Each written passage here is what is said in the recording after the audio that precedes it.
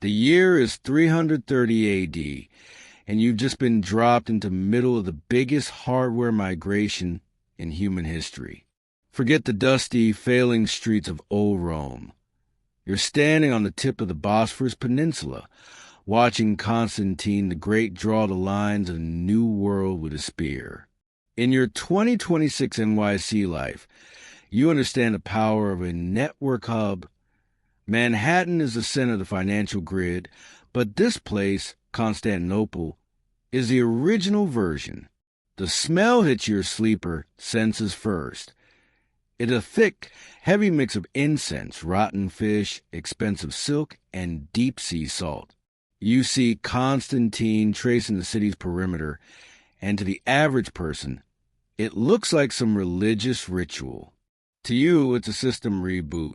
He's moving the capital server from the lagging west to the high bandwidth east. You're the ghost in the palace, and you realize you've stepped into a world that's about to run the longest-lasting operating system in human history. You see the Seven Hills, the Golden Horn, and the Marmara Sea, and your 2026 brain realizes this isn't just a city. It's a physical firewall designed to control the flow of data and trade between two continents. You move through the crowds, seeing people from every corner of the planet. Goths, Persians, Armenians, and Greeks. They aren't just citizens. They're the diverse user base of the Roman Empire 2.0. You're a medical student from Manhattan, and as you walk past the early foundations of the city, you notice the Byzantine glitch starting early. They've got the knowledge of the Greeks, but they're losing the hardware maintenance of the old Roman engineering. You activate your physiological and urban planning protocol, but instead of shouting about modern city grids, you start talking about the balance of the internal flow. You show the early planners that a city with this many people needs a high-bandwidth logistical grid. You look at the topography and realize that the Bosphorus is the world's most important data link. You're effectively setting up the source code for a city that will be the center of the universe for the next 11 centuries. You sit on the edge of the peninsula, the salt spray reminding you of the Staten Island ferry, knowing you've just helped launch the most stable operating system the world has ever seen. By the time the 4th century starts to roll into the 5th, you realize that the biggest threat to this new capital isn't an army. It's dehydration. Constantinople has thousands of people, but the local water sources are basically a low-bandwidth connection. If the city gets besieged, the whole system goes offline in 3 days. This is a hydraulic engineering and resource management crisis. You activate your fluid dynamics and public health protocol. You look at the old Byzantine cisterns and realize they are the cache memory of the city. You show the engineers how to build the Valens aqueduct, not just as a bridge for water, but as a high-pressure delivery system. You introduce the use of hydraulic mortar, a mix of crushed bricks and lime, to seal the walls of the massive underground reservoirs like the Basilica Cistern. You explain the concept of potable data integrity. If the water goes bad, the users, citizens, get sick and the system crashes. You show them how to use pressure braking towers to manage the flow of water coming from the Belgrade forest, ensuring the lead pipes don't burst under the kinetic energy of the flow. You teach the city's water masters the sleeper's filtration hack, using layers of sand and charcoal to clean the signal before it reaches the fountains. You're effectively building a biological and mechanical firewall against thirst and disease.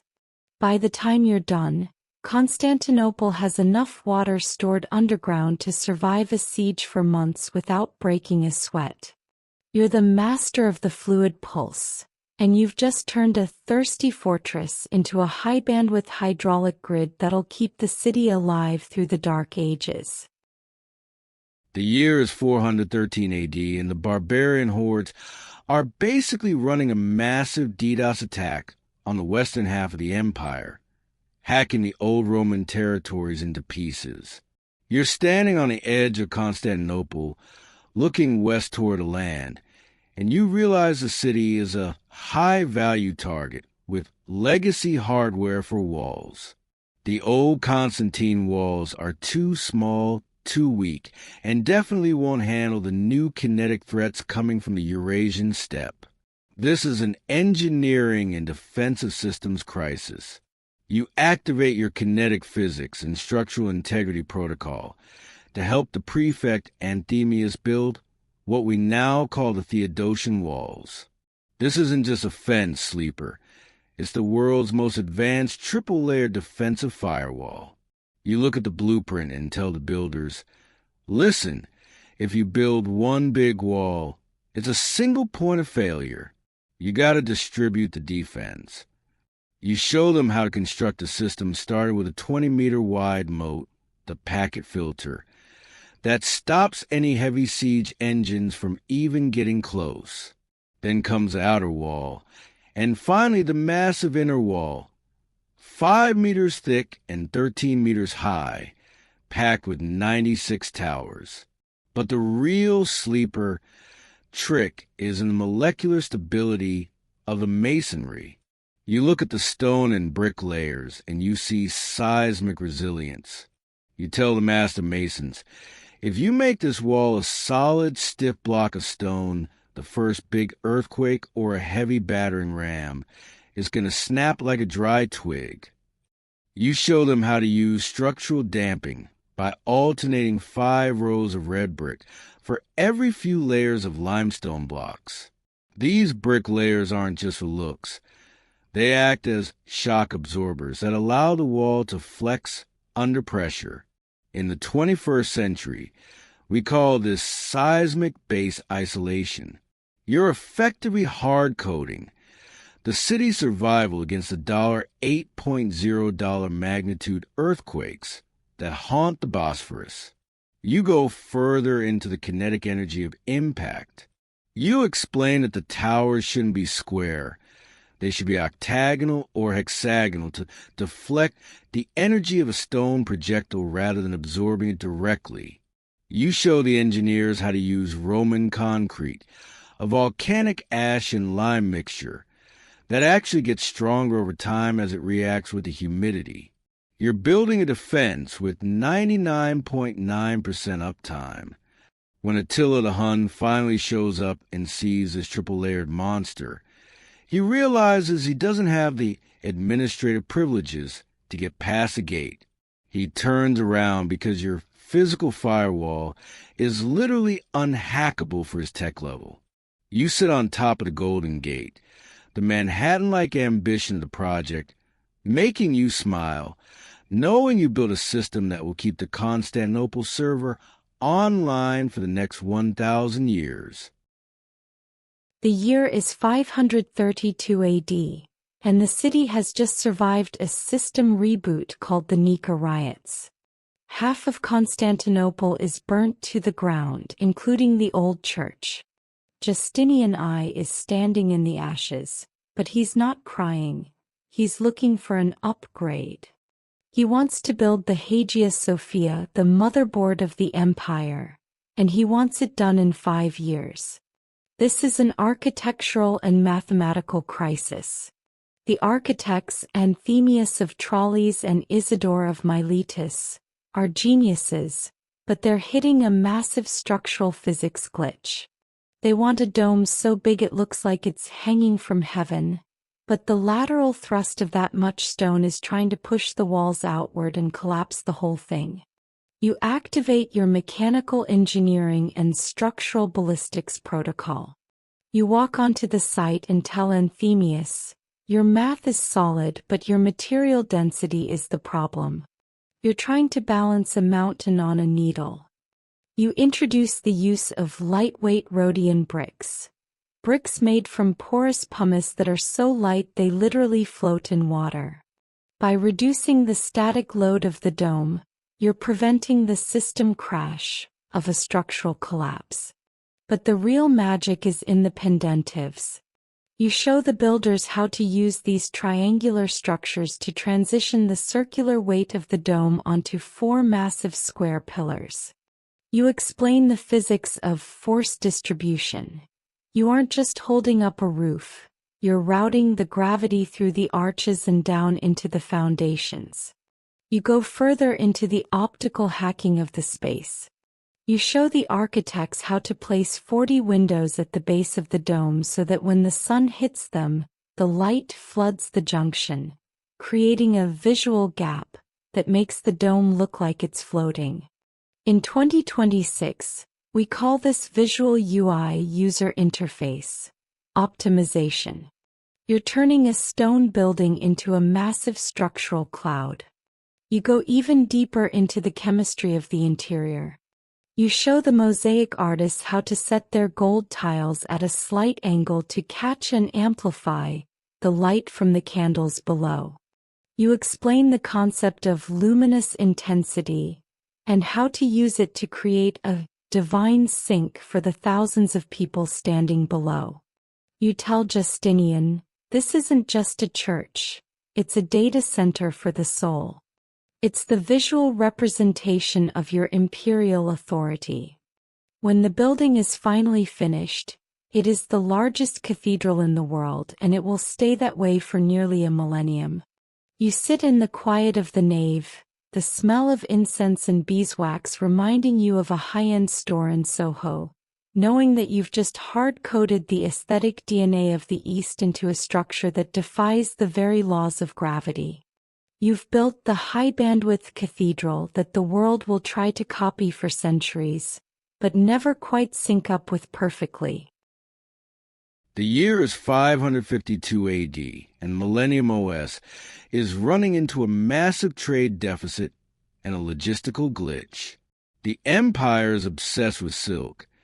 It's the high-bandwidth fiber of the medieval world, used for everything from imperial robes to diplomatic bribes. But there's a problem. The Persians are basically throttling the bandwidth. They control the Silk Road, and they're charging insane prices while keeping the actual source code, the silkworms, a secret in China. If the Persians decide to cut the connection, the Byzantine economy goes into a system hang. This is where you activate your industrial espionage and bioengineering protocol. You meet 2 Nestorian monks who've just come back from Serica, China. They haven't just brought back religious books. They brought back the hardware blueprint of the silk industry. You show them how to hollow out their bamboo walking sticks, creating a mobile incubation chamber. You explain the concept of metabolic hibernation, showing them how to keep the silkworm eggs cool and dormant, so they don't hatch during the brutal, months-long journey across the Central Asian deserts. You tell them, the eggs are the data, the bamboo is the encryption. Keep the temperature stable or the file gets corrupted. Once those eggs finally reach Constantinople, you don't just dump them in a box. You go further into botanical logistics and agricultural engineering. You realize the worms need a specific operating system to survive, the mulberry tree. You show the imperial gardeners how to plant massive groves of mulberry trees across the Balkans, the Peloponnese, and even in the city itself. You explain that the mulberry leaf is the biological fuel for the silk engine. You're effectively executing the world's first technological heist, breaking a 1,000-year monopoly and turning a massive trade leak into a self-sustaining revenue stream. You go deeper into the mechanical engineering of the looms. You show the weavers how to use draw looms to automate the complex patterns, turning a slow artisanal process into a high-throughput industrial production line. In the 21st century, we call this vertical integration. You've turned biological fiber into an imperial monopoly. Within a few decades, Byzantine silk becomes a gold standard for royalty from London to Kiev. You're the architect of the industrial flow, and you made Constantinople the Silicon Valley of the medieval world. You sit in the imperial workshop, the rhythmic clicking of the looms sounding like the server racks in a Manhattan data center, knowing you've made the Byzantine economy independent and unthrottleable for the next 5 centuries. The year is 674 AD, and the final boss of the early Middle Ages has arrived. The Umayyad Caliphate's fleet is coming through the Dardanelles with more ships than the Byzantines have ever seen. They've got the numbers, the momentum, and the expansionist algorithm. The Constantinople server is facing a total wipeout via naval blockade. But you've got the sleeper's chemical hack. You're standing in a hidden laboratory in the Great Palace, the smell of naphtha, sulfur, and quicklime burning your throat. The local alchemists think they've found liquid magic, but you look at it and you see high-energy chemical engineering. You activate your thermodynamics and fluid mechanics protocol. You walk onto the deck of a Draman, the Byzantine warship, and tell the shipwrights, your jars of fire are okay for a street fight, but we need a high-pressure delivery system for a naval war. You show them how to build a bronze siphon and a force pump on the prow. You explain the concept of exothermic chain reactions, showing them that this stuff doesn't just burn. It stays lit even on top of the water because of the quicklime reaction, and traditional water-based firefighting actually makes it explode. In the 21st century, we call this napalm. You show them the math behind the pressure gradient. If you want the flame to reach the enemy ship at 30 meters, you need a specific atmospheric pressure inside the bronze tank. You introduce the use of a pilot flame at the tip of the nozzle to ensure 100% ignition upon discharge. You're effectively turning the Byzantine navy into the world's first flame-throwing fleet. When the Arab ships hit that wall of liquid fire, they don't just catch fire, they delete from the map. The psychological impact is a morale hack that breaks the enemy's resolve before the physical damage even sets in. You go deeper into the naval logistics of stealth. You show the captains how to mask the sound of the pumps and hide the siphons behind wooden firewalls until the last second. You're the master of the molecular pulse, and you've just given the Empire a strategic patch that'll keep the Mediterranean an Eastern Roman lake for the next 400 years. You sit on the prow of the flagship, watching the horizon turn orange, the heat of the Greek fire reminding you of a NYC summer heatwave, knowing you've saved the capital from a system shutdown. You've hard-coded a defensive barrier that makes the city-state the only surviving superpower in a world that's crashing all around it. The year is 1136 AD, and while the rest of the world is basically treating sickness with vibes and prayers, the Constantinople server is running the most advanced biological resource management system on the planet. You're standing in the courtyard of the Pancrator Xenon, the great hospital of the city. In your 2026 Manhattan life, you know about the precision of the NYU Langone or Presbyterian, with their specialized floors and digital charts. Here, the Byzantines have built a specialized medical server farm using stone, marble, and a logic that 1,000 years ahead of its time. You walk through the halls, and you don't see one big room filled with dying people. You see specialized wards. You've got a ward for surgery, a ward for internal medicine, a ward for women, and even a ward for eye diseases. This is a data management protocol for the human body. You activate your clinical biochemistry and trauma protocol to help the Archaea Troy, the head doctors, clean up the glitches in their system. You notice they're still using some old-school poultices that don't do much. You pull them aside and tell them, listen, Your humorous theory is a legacy bug. You gotta look at the microbial signature. You don't use the word germs, but you explain the concept of invisible decay. You show them the sleeper sterilization hack, using high-proof distilled alcohol and wine to wash the surgical tools before and after every procedure. You explain that fire and spirit kill the invisible seeds of rot. In the 21st century, we call this antisepsis. You go deeper into the diagnostic logic. You show the doctors how to use uroscopy, analyzing the urine, as a real-time system diagnostic. You explain that the color, density, and smell are log files that tell you exactly what's happening in the liver and kidneys. You go further into pharmacological load balancing. You show the hospital's pharmacists how to standardize their recipes using the herbs from the imperial gardens. Poppy for pain, mandarin for anesthesia, and honey for wound sealing. You tell them, if the dose isn't consistent, the signal is lost. You're effectively building a standardized pharmacopoeia centuries before the West. You introduce the concept of clinical rounds, where the junior doctors have to report the status update of every patient to the senior staff twice a day. You've turned a house of suffering into a high-efficiency maintenance facility for the imperial population. By the time you're done, the Byzantine medical system is so advanced that visiting crusaders think it's actual magic.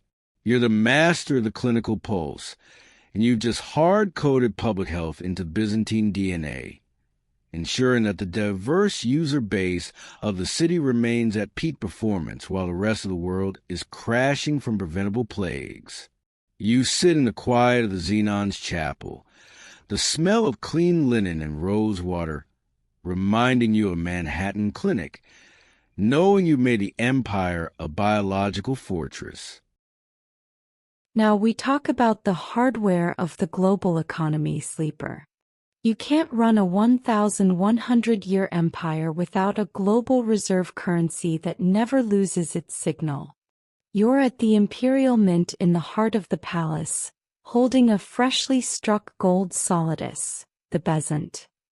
In your 2026 life, you understand the power of the US dollar and the volatility of Bitcoin. Here the bezant is the hard-coded integrity of the world. For over 800 years from the time of Constantine to the middle of the 11th century, the gold content of this coin remains a steady 4.5 grams of 24-karat gold. It is the Bitcoin of the Middle Ages, but with the stability of a central bank. This is a metallurgical and macroeconomic integrity protocol. You activate your analytical chemistry and financial engineering protocol. You look at the mint masters and tell them, if you dilute the signal, the gold content, you create an inflation bug that will desync the entire trade network from London to Canton. You show them the sleeper's purity test, using the logic of specific gravity. You explain the physics of Archimedes' principle. P equals m/v. You show them how to weigh the gold in air and then in water to calculate its density. If the density isn't exactly 19.3 g/cm3, the gold is corrupted with lead or silver and the batch gets deleted. You're effectively building a proof-of-stake system for the medieval world. You go further into the security of the mint. You show the engravers how to use a microtexture on the die, creating complex patterns of the emperor's face that are nearly impossible for a barbarian forger to copy. You explain that this is encryption for gold. You tell the master of the mint, this coin isn't just money, it's a trust protocol. It's the reason the Vikings, the Arabs, and the Chinese all want to use our system. You go deeper into monetary logistics. You show the imperial treasury how to use paper credit transfers, between the city and the provinces to reduce the risk of physical theft during transport. You're effectively building an imperial clearinghouse. The result is a financial firewall that keeps the empire's economy stable even when the military hardware is taking a beating. You've turned physical metal into global financial data that everyone trusts. You're the architect of the financial sink, and you've made the Byzant the gold standard that the world will try to emulate for centuries, but never quite match the uptime of. You sit on a chest of gold in the treasury, the rhythmic clinking of the coins sounding like the counting of a NYC vault, knowing you've made your ancestors' wealth as permanent as the sun over the Bosphorus. The year is 1025 AD, and you're standing on a ridge in the Balkans, watching the cataphracts, the Klebana forts, prepare for a charge. In your 2026 NYC life, you think of a tank as a 60-ton piece of steel with a turbine engine. Here, the tank is a biological power user made of muscle, bone, and iron. These guys are the elite kernel of the Byzantine army. They are covered from head to toe in lamellar armor Clavanian, and even their horses are draped in iron scales. But there's a massive hardware glitch happening right in front of you. It's 35 degrees Celsius in the shade, and these guys are literally cooking inside their suits. The horses are lathered in sweat, and the soldiers are losing their cognitive bandwidth because of heat stroke. This is a thermodynamics and performance physiology crisis. You activate your mechanical engineering and metabolic protocol to give these biological tanks an upgrade. You walk into the armory and tell the Protospatherios, your men aren't losing because they're weak. They're losing because their heat dissipation is zero. You're running a high clock speed processor without a cooling fan. You show the armorers how to use tempered steel to make the lamellar plates 30% thinner while maintaining the same structural integrity. You explain the concept of elasticity versus hardness. Then, you introduce the sleeper's thermal buffer. You show the soldiers how to wear a specialized epilorikion, a padded linen tunic, over the armor to reflect the sun's radiation, and a thick, moisture-wicking will layer underneath to create an evaporative cooling system. You explain the physics of heat transfer. You tell them, if you don't move the heat away from the core, the system crashes. You go further into the equine biohacks. You notice the horses are small and struggle with the 150 kilograms load of a fully armored man.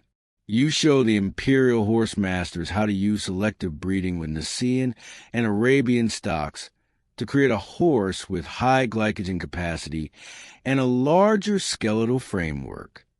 You teach them the sleeper's electrolyte mix, adding salt and honey to the horse's water to prevent the system's shutdown of muscle cramps during a charge.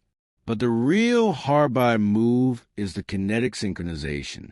You show the unit commanders how to execute a wedge formation emblem, where every horse's shoulder is locked with the next. You explain the concept of force concentration. You aren't just a group of riders. You're a single 100-ton kinetic projectile. When these upgraded cataphracts hit the enemy line at 15 knots, the math is simple. Mass x velocity equals total deletion. The impact isn't just physical. It's a data wipe of the enemy's formation. You're the master of the kinetic pulse, and you just turned the Byzantine cavalry into the most efficient biological weapon system on the planet. You sit on the ridge, the thundering of the hooves sounding like the 4 train passing under Manhattan, knowing you made the Empire's hardware indestructible. While the cataphracts handle the physical hardware, The imperial court in Constantinople is running the most advanced psychological operations API in human history. The year is 949 AD, and you're standing in the Magnaura Palace, specifically the Hall of the 19 Couches. A barbarian chieftain from the north, some guy who thinks he's tough because he can swing an axe, is walking in to meet the emperor. He thinks he's entering a room. You know he's entering a user interface designed to hack his brain. This is an optical statecraft and behavioral psychology protocol. You activate your mechanical engineering and signal processing protocol. You look at the throne of Solomon, and you see a mechanical masterpiece. You've helped the palace engineers build automata, mechanical lions made of gilded bronze that sit at the base of the throne. As the barbarian approaches, you trigger this signal. The lions' mouths open, their tails lash the floor, and they let out a digital quality roar. The chieftain freezes. His system is overloaded. Then you execute the sleeper's elevation hack. While the guy is blinking, a hidden hydraulic counterweight system, just like the elevators in a Manhattan skyscraper, lifts the emperor's throne 5 meters into the air. 1 second the emperor is at eye level. The next he's floating in heaven. You explain to the palace staff the concept of sensory overload as a security firewall. You tell them, if the guest thinks the emperor has root access to the laws of physics, he'll never question our borders. You go further into the Bureau of Barbarians. Scritin ton barbaran. This isn't just an office. It's the world's first central intelligence and data analysis agency. You show the spies how to use invisible inks made of organic acids and how to set up a signal fire relay that stretches from the borders of the caliphate all the way to the palace. You explain the concept of network latency. If a raid starts in Tarsus, the emperor needs the data packet in Constantinople in less than 12 hours. You've turned the empire's geography into a high-speed fiber optic network made of fire and mirrors. You go even deeper into linguistic malware. You show the imperial diplomats how to use doublespeak and protocol complexity to tie foreign ambassadors in knots, making them feel unsynced and inferior. You're effectively software patching the holes in the military with diplomatic clout. The result is a strategic buffer that allows the empire to control entire nations without firing a single arrow. You're the master of the strategic sink, and you've given the Byzantines a way to survive through information control, while everyone else is still playing with sticks in the mud. You sit in the shadows of the Magnaura, the NYC-like obsession with image and brand, reminding you of a PR firm in Midtown, knowing you've made the Byzantine aura an unhackable reality for the rest of the world. You've built the imperial UI that will keep the user base of the world in total awe for centuries to come. The year is 1397 AD, and the Millennium OS is showing signs of a total system desync. The hardware is failing. The empire is basically just a few neighborhoods in Constantinople and some outposts in Greece. The global bandwidth has been hijacked by the Ottomans from the east and the Italian merchant states from the west.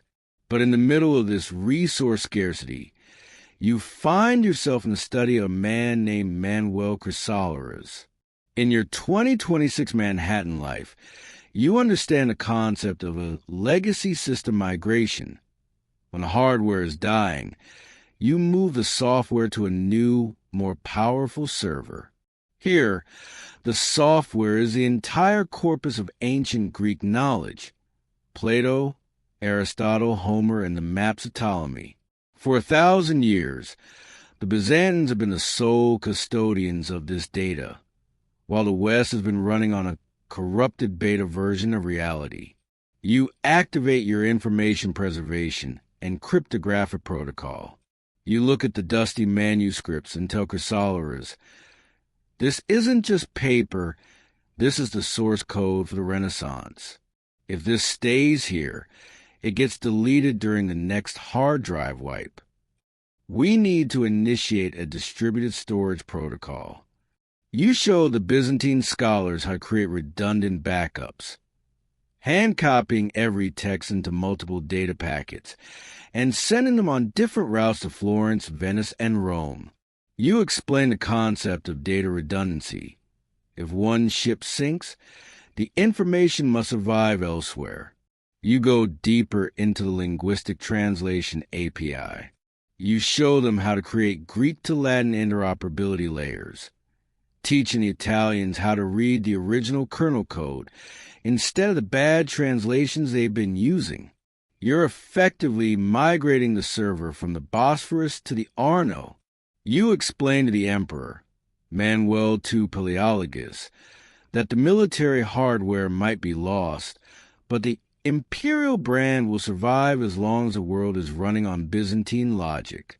You see the scholars leaving the city, carrying their scrolls like the hard drives of a falling tech giant. But you go even further into scientific preservation. You notice the Byzantines have kept the source code for advanced geometry and astronomy. You show them how to use information compression, summarizing the vast commentaries into technical manuals that could be easily downloaded and understood by the upcoming generation of Western thinkers.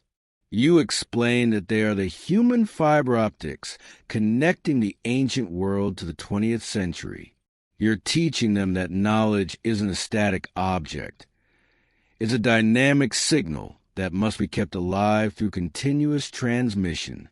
By the time Chrysoloras reaches Florence, he's not just a teacher. He's a master of the universal sync. He's uploading the Greek algorithm into the Italian mind, triggering a system upgrade that will call the Renaissance. You sit in the quiet of the University of Constantinople, the smell of old parchment and ink reminding you of a rare book room in a Manhattan library, knowing that you've just saved the world from a total data loss event. You've ensured that your 2026 brain will have the operating system it needs to understand physics, philosophy, and art. You've turned a military defeat into a global software victory. The year is 1453, May 29th. The simulation is flickering with a blinding golden-orange heat, and the Millennium OS has reached its final shutdown sequence. You're standing on the Theodosian walls for the last time, watching the massive Ottoman cannons, those bronze monsters we talked about before, tearing through the physical firewall you helped reinforce 1,000 years ago. The smell of gunpowder, incense, and burning cedar is so thick it feels like a physical weight. The sleeper in you knows that the Constantinople server is about to go offline permanently. The Emperor Constantine XI has just thrown away his imperial purple regalia to fight as a common soldier on the breach. It's the ultimate manual overwrite. But you have one final sleeper task, the signature protocol. You descend into the deepest foundations of the Hagia Sophia, the motherboard of the Eastern Roman world. You find a hidden compartment beneath the main altar, away from the looters and the fire. You activate your molecular and material archiving protocol.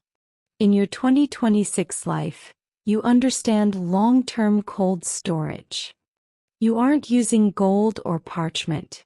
You're using high-purity lead and silver tablets treated with a specialized chemical etching process. You don't write in Greek, Latin, or Ottoman Turkish. You write in binary-coded geometrics. You use your 2026 knowledge to hard-code the fundamental laws of general relativity, the structure of the double helix, and the sleeper's warning. You're leaving a backdoor in the history of the world. You write a final message in a code that only someone with a 21st century decryption key can read. The walls were the firewall. The faith was the software. We were the architects of the Millennium Sync. Do not let the signal fade into the zero. The future is built on the ruins of the past.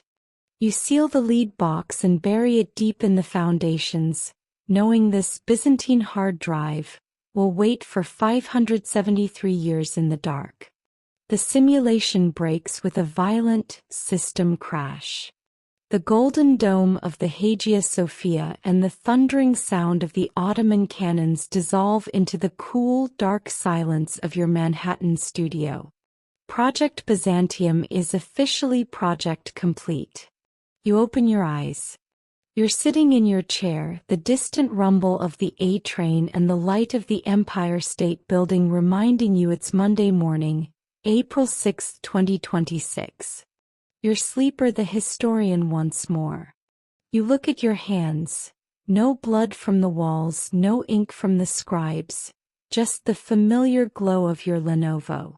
You go to the window and look at the NYC skyline. You realize that New York is the new Constantinople, a high-bandwidth, diverse, multi-layered hub that survived the system crashes of history to become the center of the universe. Manhattan's steel and glass are just the latest version of the Theodosian firewall you left behind. You hop on your laptop and search for Istanbul Archaeological Discoveries April 2026. Your heart stops. There's a headline from an hour ago. Hidden lead vault discovered beneath the foundations of the Hagia Sophia during structural renovations. Inside, researchers found impossible metal tablets with what appears to be binary data and advanced chemical formulas. A team of scientists from MIT and the University of Athens is calling it the Byzantine Genesis. A message left by an unknown hand to bridge the gap between antiquity and the future. The bridge held firm, Sleeper. You didn't just study history. You became the ghost in the machine that ensured the genius of the Romans would survive to be downloaded by the world you live in today. You close your eyes, the faint taste of communion wine and the smell of gunpowder still in your mind, and you get ready for the next ride.